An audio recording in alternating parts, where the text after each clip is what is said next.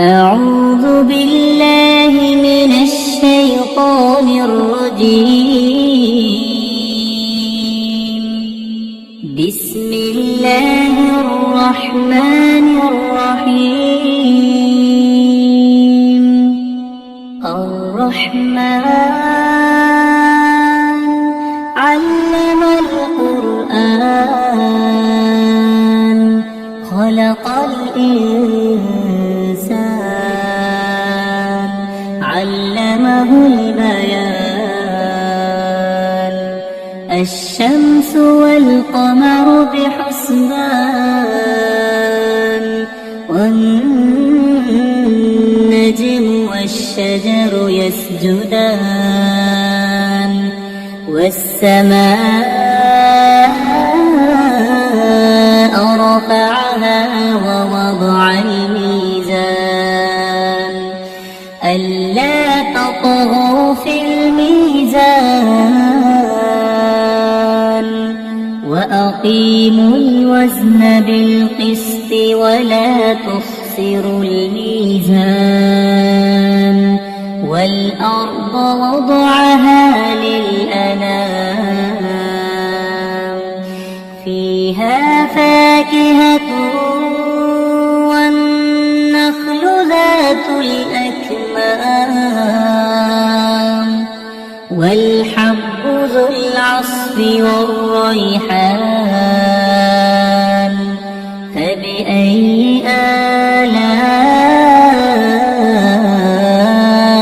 ربكما تكذبان.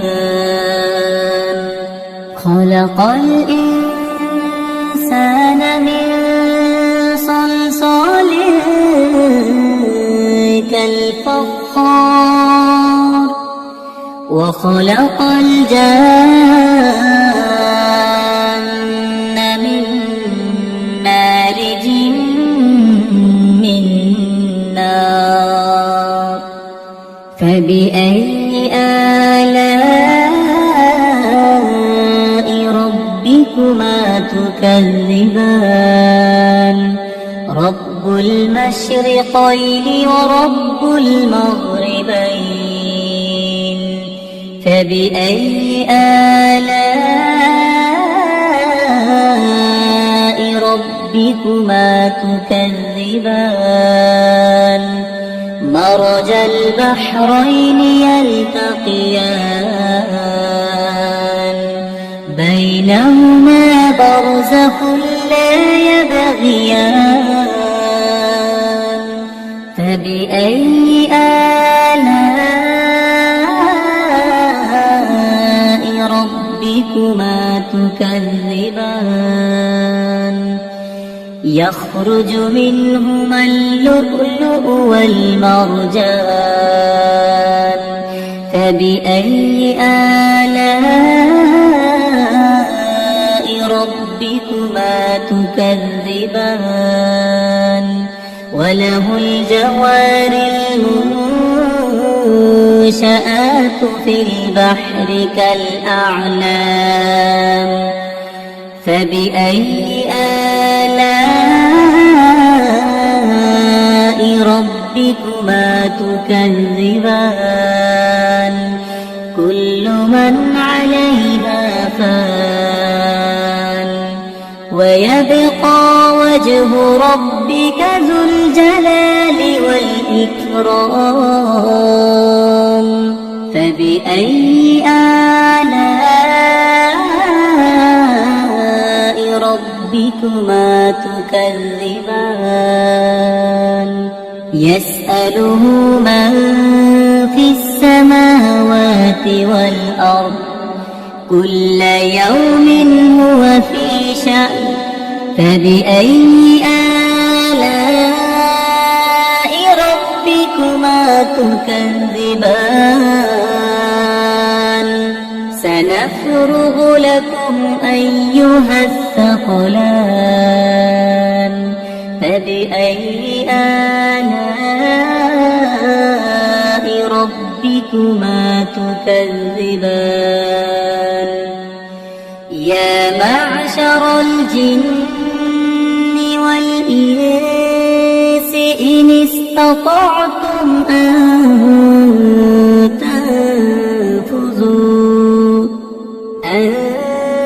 تنفذوا من أقطار السماوات والأرض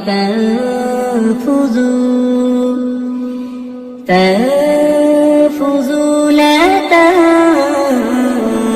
تنفذون إلا بسلطان فبأي آلاء ربكما تكذبان يرسل عليكما شواظ من نار ونحاس فلا تنتصران فبأي آلاء ربكما تكذبان فإذا انشقت السماء فكانت وردة كالدهان فبأي آلاء ربكما تكذبان فيومئذ لا يسأل عن ذنبه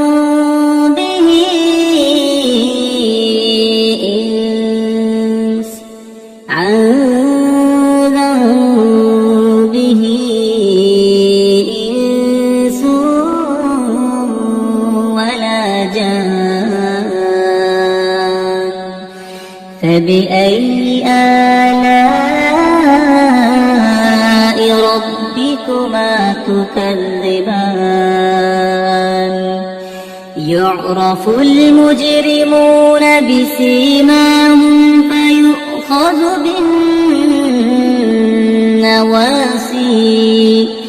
فيؤخذ بالنواصي والأقدام فبأي آلاء ربكما تكذبان هذه جهنم التي يكذب بها المجرمون يطوفون بينها وبين حميم آن فبأي آلاء ربكما تكذبان ولمن خاف مقام ربه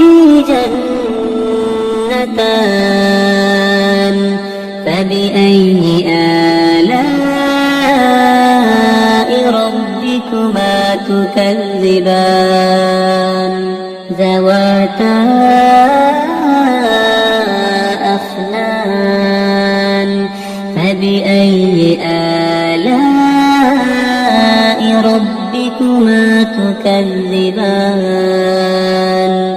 فيهما عينان تجريان فبأي آلاء ربكما تكذبان فيهما من كل فاكهة زوجان فبأي آلاء ربكما تكذبان متكئين على فرش بطائنها من استبرق وجنى الجنتين دان فبأي آلاء ربكما تكذبان فيهن قاصرات الطرف لم لم يطمثهن إنس قبلهم ولا جان فبأي آلاء ربكما تكذبان كأنهن الياقوت والمرجان فبأي آلاء ربكما تكذبان هل جزاء الإحسان إلا الإحسان فبأي آلاء ربكما تكذبان ومن دونهما جنتان فبأي آلاء ربكما تكذبان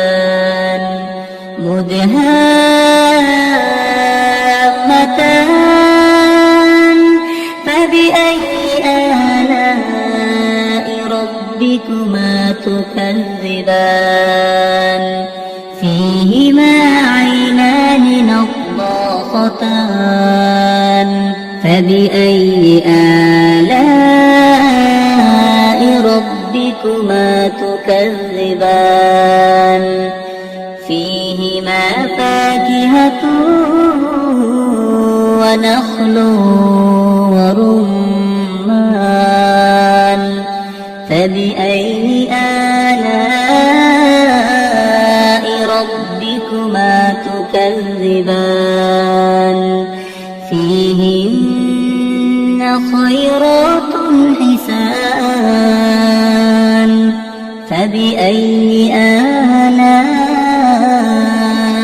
ربكما تكذبان حور مقصورات